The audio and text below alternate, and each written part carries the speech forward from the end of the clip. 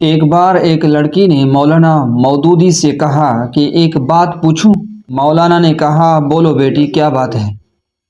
لڑکی نے کہا ہمارے سماج میں لڑکوں کو ہر طرح کی آزادی ہوتی ہے، وہ کچھ بھی کریں، کہیں بھی جائے، اس پر کوئی روک ٹوک نہیں ہے، اس پر کوئی خاص روک ٹوک نہیں ہوتی۔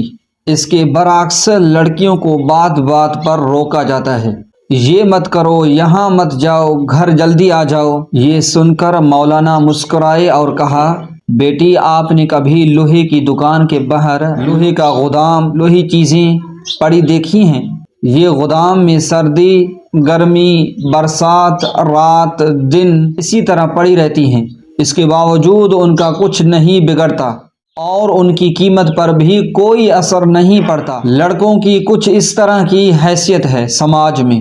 اب آپ چلو ایک سونار کی دکان میں، ایک بڑی تجوری، اس میں ایک چھوٹی تجوری، اس میں رکھی چھوٹی سندر سی ڈبی میں ریشم پر نزاکت سے رکھا چمچماتا ہیرا، کیونکہ جوہری جانتا ہے کہ اگر ہیرے میں ذرا سی بھی خراش آ گئی تو اس کی کوئی قیمت نہیں رہے گی۔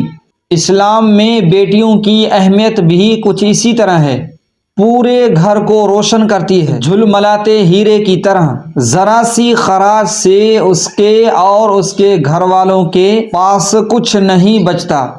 بس یہی فرق ہے لڑکیوں اور لڑکوں میں۔ پوری مجلس میں خاموشی چھا گئی۔ اس بیٹی کے ساتھ پوری مجلس کی آنکھوں میں چھائی نمی صاف صاف بتا رہی تھی لوہے اور ہیرے میں فرق۔